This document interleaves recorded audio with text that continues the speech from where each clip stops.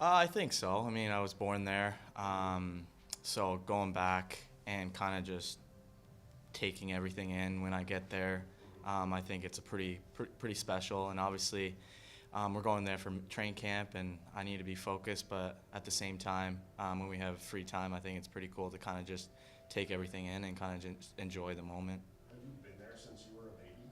No, yeah, I was only there till I was a year and a half years old, so Okay.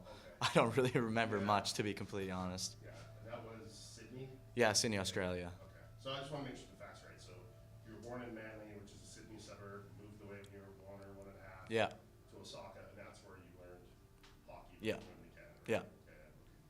I know or that your focus has to be on making the team, but do you see a little bit of an ambassador role here because of where you were born? I mean, yeah, I think so, a little bit. Obviously, I don't really want to focus on that as much as possible, just because I'm trying to make the team, and it's an important year. But um, it's my parents are actually going down to Australia as well, and all that. So I think it's going to be pretty special when I go down and stuff like that. Oh, your parents are coming? Yes, they are. Yeah. Is it special for, maybe more special for them than for you? Yeah, I think they're more excited just because they live there longer, and they have some friends that they're gonna reconnect when they're down there, and they're gonna come to the game and stuff. So yeah, it'll be pretty cool. So what's your dad's name? Adam. Adam? Yeah. He's originally from Canada. Yeah. And your mom's Kyoko. Yeah. Kyoko? Yeah. How do you Kyoko. spell Kyoko. And she's from Osaka. Osaka. Yeah. And I just wanted to ask, so I get it right. Like, you don't consider yourself Australian, you consider yourself Japanese, Canadian, Japanese, Canadian. How do you want? Um, I have a dual citizen. I have a Japanese passport and Canadian passport. So Okay. yeah, I consider myself half Japanese, half Canadian. So just last question on that, sorry. Just what are you looking for to see? Like, down there? I mean, I think there's a lot of cool stuff down there. Just like with what my parents have said, I think it's just the atmosphere and everything that's down there. They said that sports are really, they love sports down there, and they said hockey's not the biggest sport, but us going down there, I think they said that it's going to be a pretty cool experience, and there'll be a lot of people cheering the hockey sport, the game. Jordan, you touched on it, obviously, that your role is you're trying to make a team. You've got some work to focus on. You maybe are not in a position that some of your other teammates, more established teammates are. But as this trip has approached, come about, as you know whatsoever, has there been like maybe just a wish of yours to find connections with your original homeland, so to speak? I'm not sure actually. Like I don't really think about that. I mean, Yeah. I think when we get down there, we're doing some activities down there, going to watch going to play golf and all these things. But I think that's gonna be in my mind when I go down there. Right now, it's not really in my mind right now. Jordan, you've seen your role in the AHL really grow as you've progressed as a pro. Do you feel like you're in the best spot you've been as a professional to make the NHL club out of Canada? Yeah, I think so. I mean, last year I had a pretty good year in the AHL, and I had some games in the NHL. But this off season, I just wanted to just gain more size and strength, and I think I did that in the off season. But now it's time to showcase that on the ice and during the training camp. So, I feel comfortable. I feel ready. So, I'm excited for the step. Jordan, does the fact that they traded Dursey and Walker give you a bigger opportunity to make the team on the right side?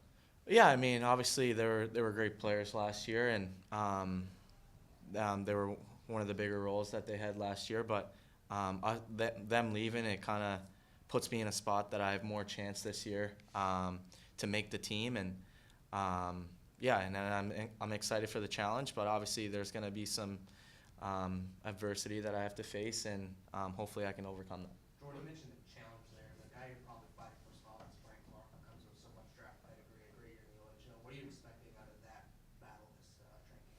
Yeah, I mean, he's a great player. He was drafted in the first round for a reason. So I think, you know, we're good friends, but it's good that we are competitive with each other. So besides that, like, you know, obviously he's going to bring his A game and I'm going to bring my A game, and, you know, it's going to be a tough challenge, but, you know, we're both excited, and we all want to be on the Kings at the end of the day. So that's our goal, and we'll see. We'll find out. Do you think flying under the radar, so to speak, helps you in that, with, like I said, with Brandon and the competition whatsoever? Yeah, I mean, you know, I know my worth when I'm on the ice, and, you know, all I have to do is to bring it to camp. I have to show them that I can be on this team and I belong in this team this year, and that's my goal. So in a way, yeah, I guess so, but you know, obviously, I think a lot of people know my name as well. But yeah, I'm just excited. How much experience do you have playing the left side, and what's your comfort level playing your offside? Yeah, I mean, I didn't really play on my left side the past 2 years, just because I was mainly focused on the right side, and there wasn't really anything to do for me on the left side. But before that, I did play on my left side, and, you know, I think I'm pretty comfortable with it. Obviously, there's some adjustment that I have to do, but if they want me to play on the left side, I'm more than comfortable to do that. Forgive me if this has been asked, but how many times have you been back to Australia since you left? Just once. So this will only be the second time? Yeah, this will be the second time. And how old were you when you left, when your family left? I was a year and a half. So no memories? No memories at all, yeah, unfortunately. So you mentioned getting stronger. Normally, in the past, that meant bulking up. First of all, have you gained any weight? And secondly, what fitness routine do you go through to get stronger? Yeah, for me, you know, this off season was the main focus, just because, you know, if